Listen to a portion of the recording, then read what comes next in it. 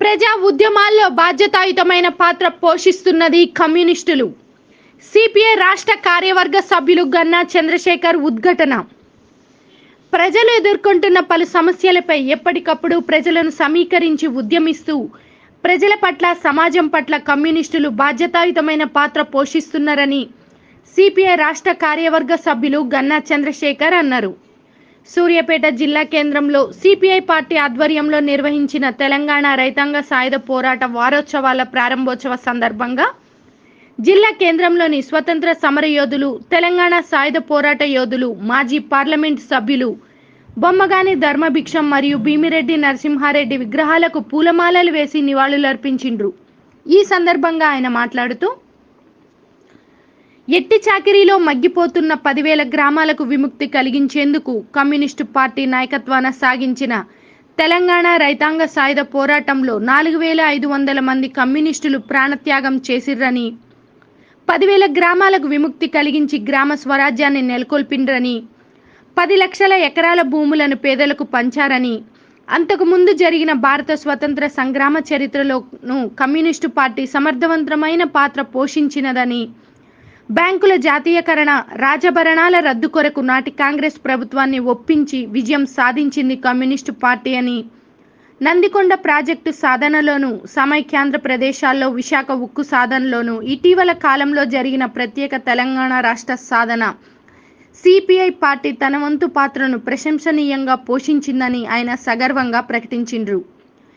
నేడు మతోన్మాద పార్టీలకు అకస్మాత్తుగా తెలంగాణ రైతాంగ సాయుధ పోరాటం గుర్తుకు రావడం హాస్యాస్పదంగా ఉన్నది అని, చరిత్రను వక్రీకరించి తెలంగాణ సాయుధ పోరాటంలో కమ్యూనిస్టుల పాత్ర లేదని ప్రచారం చేస్తున్నారని, చరిత్రహీనులైన బీజేపీ వారు ఇచ్చే ప్రశంసా పత్రాలు సిపిఐకి అవసరం లేదని, స్వతంత్ర ఉద్యమంలో కానీ తెలంగాణ రైతాంగ సాయుధ పోరాటంలో కానీ బీజేపీ పార్టీ పాత్ర శూన్యమని, ఈ దేశంలో జరిగిన అన్ని ప్రజా ఉద్యమాలలో పాల్గొన్న ఏకైక పార్టీ సిపిఐ పార్టీ అని ఆయన తెలియజేసిండ్రు.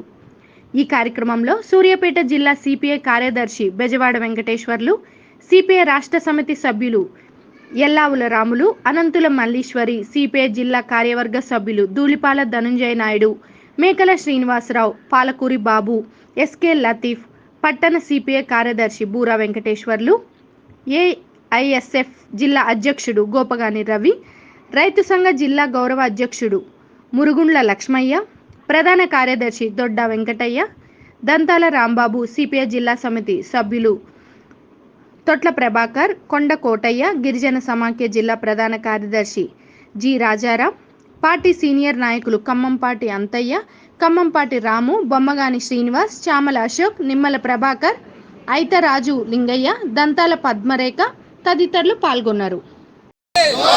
సాధిస్తాం ధర్మభిక్షం గారి ఆశయాలను, సాధిస్తాం తెలంగాణ సాయుధ పోరాట అమర వీరులకు, తెలంగాణ సాయుధ పోరాట అమర వీరులకు భారత కమ్యూనిస్టు పార్టీ, భారత కమ్యూనిస్టు పార్టీ ప్రజెంట్ చేయండి తెలంగాణ సాయుధ పోరాట వారోత్సవాలను, చేయండి తెలంగాణ సాయుధ పోరాట వారోత్సవాలను. జిల్లా సెక్రటరీ చెప్పడం జరిగింది. అమరజీవి ధర్మభిక్షం గారు వారి యొక్క స్టాచ్యూని ఇక్కడ ఏర్పాటు చేసుకున్నాం. ఆ చిహ్నాన్ని తెలంగాణ విముక్తి దినోత్సవాల సందర్భంగా ప్రతి సందర్భంగా దాన్ని గౌరవించుకుంటున్నాం. ధర్మభిక్షం గారిని గౌరవించటం అంటే, బిఎన్ రెడ్డి గారిని గౌరవించటం అంటే, తెలంగాణ సాయుధ పోరాట యోధుల్ని గౌరవించటం అంటే, తెలంగాణ సాయుధ పోరాటంలో 4,500 మంది అమరులైనటువంటి త్యాగాలను స్మరించుకోవటం అంటే, ఈ దేశానికి స్వాతంత్రం వచ్చిన తర్వాత నవాబ్ పాలనలో ఉన్నటువంటి మనం ఆనాడు స్వాతంత్రం రాలేదు. అందరూ ఆగస్టు 15న జెండా ఎగరేసుకొని దేశం మొత్తం సంబరాలు చేసుకుంటుంటే తెలంగాణలో మనమందరం ఏడ్చుకుంటూ కూర్చున్నటువంటి సందర్భం. దీని నుంచి విముక్తం చేయాలని అప్పటికే జమీందారులు, జాగీర్దారులు, దొరలకు వ్యతిరేకంగా పోరాడుతున్నటువంటి కమ్యూనిస్టులు రావి నారాయణ రెడ్డి, పద్దం ఎల్లారెడ్డి, మగ్దుమ్ నిద్దుల నాయకత్వాన సాయుధ పోరాటానికి పిలిపివ్వటం జరిగింది. సాయుధ పోరాటం అంటే ఆనాడు తుపాకులు లేవు, లేకపోతే కొత్త కొత్త ఆయుధాలు లేవు, లేకపోతే కొత్త కొత్త యంత్రాలు లేవు, మన దగ్గర బాంబులు లేవు. ఆనాడు వెట్టి చాకిరీ చేస్తున్నటువంటి సామాన్య ప్రజలు వాళ్ళే ఆయుధాలంటే గుతుపలు, మన దగ్గర ఉన్నటువంటి కారాలు, మన దగ్గర ఉన్నటువంటి రోకల బండలు, ఆనాడు కమ్యూనికేషన్ కూడా లేదు. గ్రామాలు నడుచుకుంటూ వెళ్ళి మనకి సాయుధ పోరాటాన్ని పిలిపొచ్చింది, వీళ్ళని తరిమి కొట్టాలి అని చెప్పి ఒక పిలిపిస్తే వేలాది గ్రామాల్లో ఐక్యమయ్యి 10,000 గ్రామాలని విముక్తం చేసి 10,000 గ్రామాల్లో గ్రామ స్వరాజ్యాన్ని ఏర్పాటు చేసింది. భారతదేశంలోనే కాదు, ప్రపంచంలో ఎక్కడ ఇలాంటి చరిత్ర లేదు. అలాంటి చరిత్రని సృష్టించినటువంటి ఇది కమ్యూనిస్ట్ పార్టీ. ఆ రకంగా ప్రారంభమైనటువంటి ఆ యుద్ధం ఆ తర్వాత నైజామోడి ఫైజామోడేంత వరకు తరిమి కొట్టడం జరిగింది.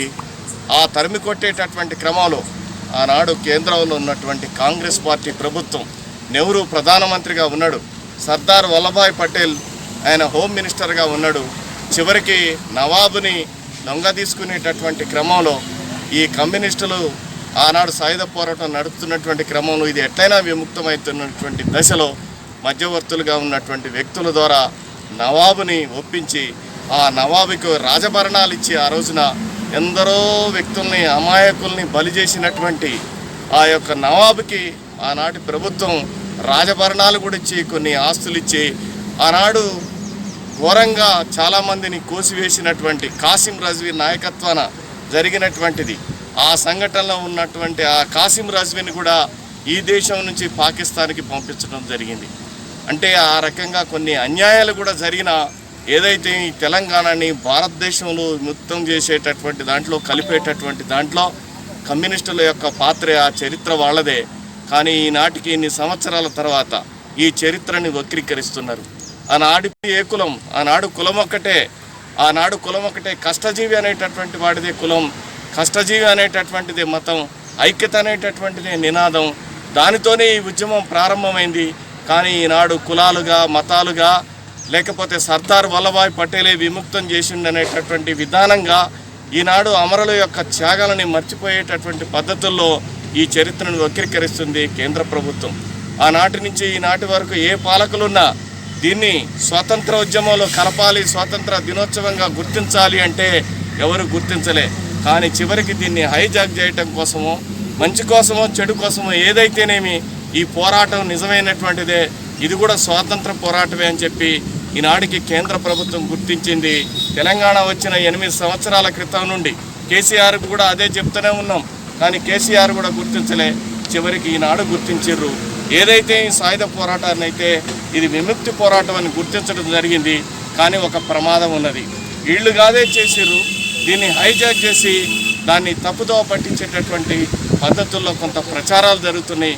దీన్ని తిప్పికొట్టేటందుకు మేధావులు, పేద ప్రజలు, ప్రజా సంఘాలు వీళ్ళందరూ కూడా ఆనాడు మా గ్రామాల్లో ఉన్నటువంటి మా తాతలు, మా అమ్మలు, మా అయ్యలు నిర్బంధానికి గురై సాధించుకున్నటువంటి, ఎదురు తిరిగి సాధించుకున్న స్వాతంత్రం ఇది. అందుకనే దీన్ని హైజాక్ చేయడానికి లేదు.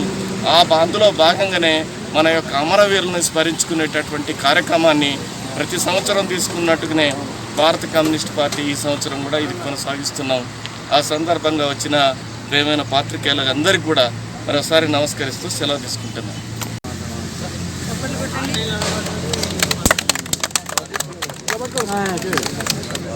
అదేవిధంగా